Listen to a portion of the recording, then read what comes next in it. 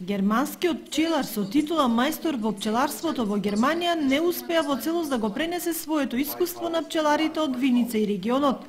Превод имаше, но речникот на пчеларите бара и соодветна стручност, така да на присутните, а и на преведувачот, воопшто не им беше лесно да го објаснат толкувањето на германецот околу неговата технологија на пчеларење. Видеопрезентацијата и сликите од пчеларникот на Ханс Диетер Ланг само делумно ја даловија суштината на германската метода на пчеларење, која сепак во многу нешта е слична на нашата. Од производство до продажба и маркетинг на медот.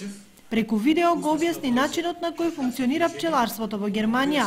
За него главно занимање, но во државата се уште се третира како хоби. Започнал со 12 пчелни семејства, сега има 200, со просечни приноси од 36,8 кг по кошница. Меѓутоа, инвестицијата во соодветна висококвалитетна опрема го чинела околу 100.000 евра. Без субвенција од државата, мајсторот вели дека во Германија тегла мед се продава од 5 до 10 евра. Ja, die Honigproduktion in Deutschland. Wir sind das Land der Honigesser. Првенци се во едењето на мед во Германија.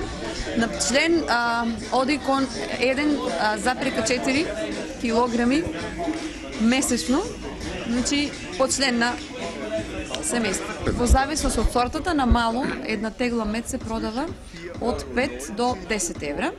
Значи истата грамажа, меѓутоа зависи од квалитетот на медот. За 2012 приносите се за мед 36,8 килограми мед, значи по семејство, по пчелно семејство, но сепак тоа зависи од временските услови, со некои години и повеќе, бидејќи во 2012 имало многу врнежи.